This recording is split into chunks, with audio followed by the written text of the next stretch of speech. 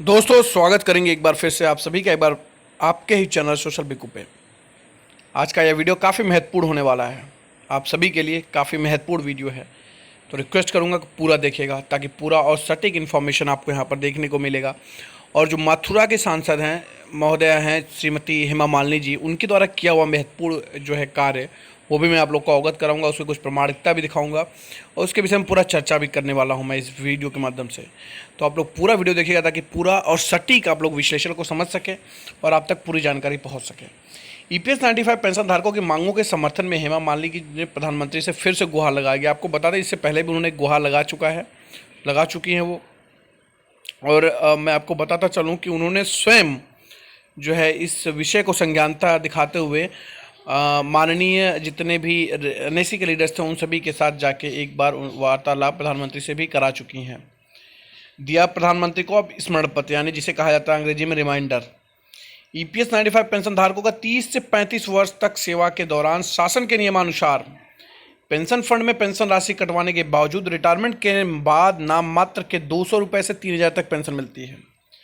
Pension धारकों को सम्मानपूर्ण pension मिले, वो मेडिकल सुविधा प्रदान की जाए, इन मांगों को लेकर यह ईपीएस 95 पेंशन धारक जिसमें निजी पेंशन सहित 186 उद्योगों के पेंशन धारक सम्मिलित हैं। आप समझिएगा बात को, 186 के करीब इसमें अन्य जो हैं पेंशन धारक सम्मिलित हैं।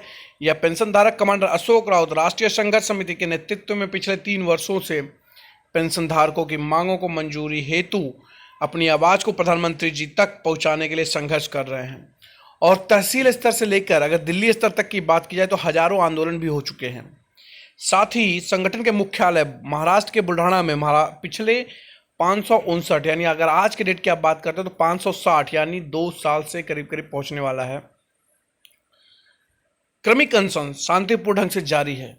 अंत में मथुरा की सांसद सदस्य हेमा मालिनी जी ने इन पेंशन धारकों की, जिनमें मथुरा के पेंशन धारक सम्मिलित हैं, उनकी करुणा भरी पुकार सुनकर दिनांक 4 मार्च को दिल्ली में प्रधानमंत्री जी के कार्यालय में संगठन के प्रतिनिधियों की मीटिंग प्रधानमंत्री के साथ करवाई थी।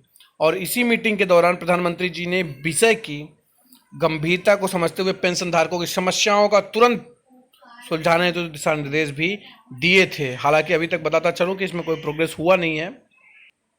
इसी संदर्भ में हेमा मालिनी जी ने ईपीएस 95 धारकों के हित में फिर सामने आई दिनांक 2 जुलाई को प्रधानमंत्री श्री नरेंद्र मोदी को स्मरण लिखा है।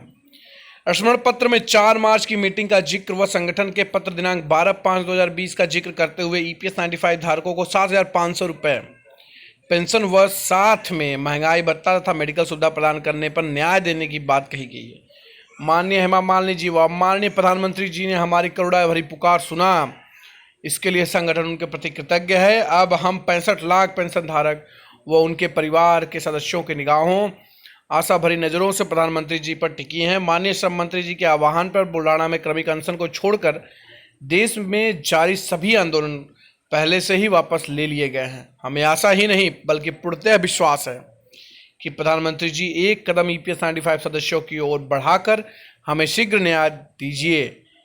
इससे 559 दिनों से जारी बुल्ढाना अनशन भी समाप्त हो, 65 लाख पेंशन धारकों के परिवार जनोहीन एवं जीवन में खुशहाली आए। यह काफ़ी महत्वपूर्ण मैसेज आप लोग के साथ मैंने साझा किया है। बढ़ेंगे आगे और आपके साथ साझा करने वाले हैं वह पत्र जो माननीय प्रधानमंत्री जी को एज अ रिमाइंडर भेजा गया है। यहाँ पर आप देख सकते हैं भारत सरकार का जो लोगो है सत्यमेव जयते का वो स्थापित है। हेमा मालिनी जी है member of parliament Lok Sabha Mathura सांसद है उत्तर प्रदेश से। इन्होंने जो है क्लियरली भेजा हुआ है, यहाँ पर इन्होंने एड्रेस भी दे रखा है अपना आदित्य 17 ये जो उनका एड्रेस है वहाँ का है। इनका ईमेल आईडी भी इन्होंने लिखा है hema3pu@gmail.com। क्लियर इन्होंने बताया 2/7/2020 को ये मैसेज भेजा गया है। रिमाइंडर सेवा में श्रीमान नरेंद्र मोदी जी माननीय प्रधानमंत्री भारत सरकार नई दिल्ली। विषय है ईपीएस 95 पेंशन धारकों की मांगों को मंजूर कराने हेतु स्मरण पत्र। संदर्भ में 2 महत्वपूर्ण बातें हैं। यहाँ पर आपको बता दूं कि माननीय जी के साथ संपन्न हुई बैठक दिनांक 4 मार्च 2020 और राष्ट्रीय संघर्ष समिति का पत्र दिनांक 1205 दिनांक 13/5/2020। आदरणीय महोदय, आपने स्वयं हमारे ईपीएस 95 राष्ट्रीय संघर्ष समिति एनएससी के प्रतिनिधियों के साथ दिनांक 4 मार्च 2020 को बैठक की, उसकी प्रति मैं आपको प्रति कृतज्ञता व्यक्त करता हूं। ईपीएस 95 पेंशन धारकों की जायज मांगों को सुनने के बाद आपने डॉक्टर जितेंद्र जी सिंह जी को माननीय राज्य मंत्री जो कि स्वतंत्र प्रभार हैं प्रधानमंत्री कार्यालय को इस संदर्भ में कार्रवाई करने हेतु प्रतिनिधियों की बैठक की और उनकी मांगों को पूरा करने के लिए योजना तैयार की। अब माननीय महोदय, मैं समझ सकता हूं कि कोविड-19 महामारी के कारण माननीय प्रधानमंत्री जी के निर्णय में देरी हो रही है, लेकिन इन पेंशन भोगियों की आयु और उनकी बढ़ती हुई मृत्यु दर को देखते हुए अनुरोध किया जाता है कि ईपीएस 95 पेंशन धारकों को मासिक पेंशन 7,500 रुपये के साथ महंगाई भत्ता मंजूर कराकर चिकित्सा सुविधा प्रदान कर उन्हें न्याय देने का कृपा करें। आपके अति कृपा होगी। सादर सहित हैं भवदीय हेमा मालिनी जी हैं, जो काफ़ी महत्वपूर्ण मैसेज मैंने आपके साथ साझा किया। अब एक अन्य महत्वपूर्ण जो है पत्र जो कि नेशनल इलेक्शन कमेटी के जरिए है और जो कि पत्र क्रमांक NSC PMO 1205 है, काफ़ी महत्वपूर्ण है। 13/5/2020 का पत्र था, उसको भी संलग्न किया गया है। विषय है एक कदम महावंचित कर्मचारी पेंशन स्कीम 1995 पेंशन धारकों की ओर बढ़ाने के लिए प्रार्थना पत्र। ये भी पत्र आप देख सकते हैं। श्रीमान श्री नरेंद्र मोदी जी जो कि भारत प्रधानमंत्री हैं, भारत सरकार नई दिल्ली, एवं माननीय जितेंद्र सिंह जी जो कि मंत्री हैं प्रधानमंत्री कार्यालय। संदर्भ है माननीय श्री हेमा मालिनी जी की अगुवाई में आपके कार्यालय में आपके माननीय प्रधानमंत्री के साथ हुई दिनांक 4 मार्च 2020 की बैठक पर चर्चा।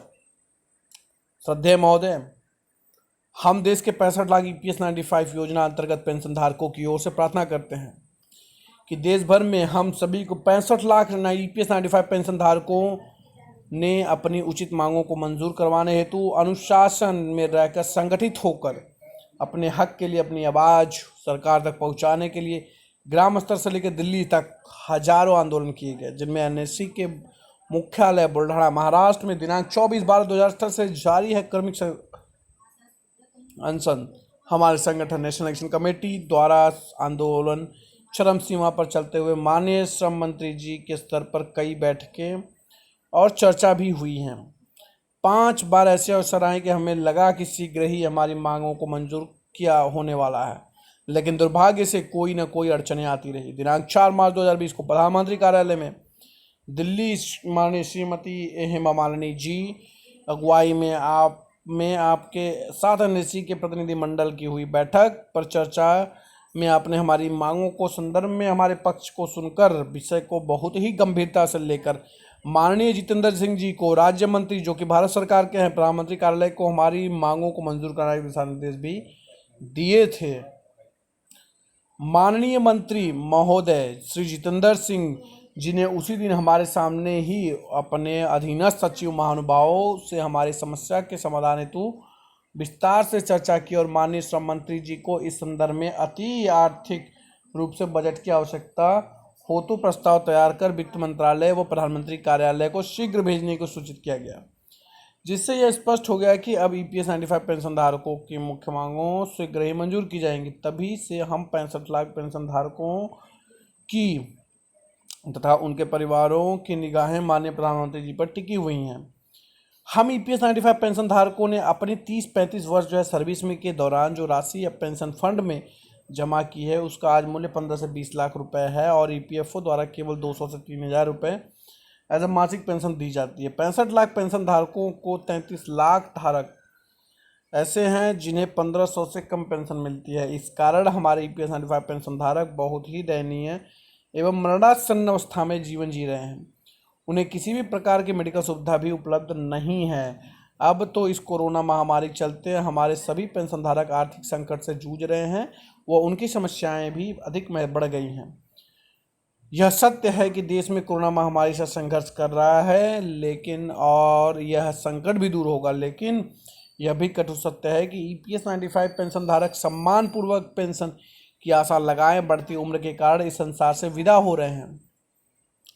हमें पूर्ण विश्वास है कि हमारे श्रद्धेय प्रधानमंत्री जी एक कदम ईपीएस 95 पेंशन धारकों की ओर बढ़ाएंगे। दिनांक 4 मार्च के आश्वासन अनुसार हमें जरूर न्याय देंगे। हमारी मुख्य मांगे जो है 7,500 महंगाई भत्ता, माननीय सर्वोच्च न्यायालय अनुसार संपूर्ण वेतन पर अंशदान स्वीकार कर पेंशन लेने का पर्याय दिया जाए। काफ़ी महत्वपूर्ण मैसेज मैंने आप लोगों के साथ साझा किया। इसकी पूरी डिटेल मैंने आपके साथ साझा किया है। मैं आशा करता हूं कि यह सारी जानकारी आपको पसंद अवश्य आई होगी। आप क्या राय रखते हैं वो कमेंट में हमें ज़रूर बताइएगा। आज के इस वीडियो में इतना ही। अपना बहुत ख्याल रखिए दोस्तों। अगली वीडियो में फिर मुलाकात होगी। तब तक के लिए अपने दोस्त को इजाज़त दीजिए। आप सभी का बहुत बहुत शुक्रिया।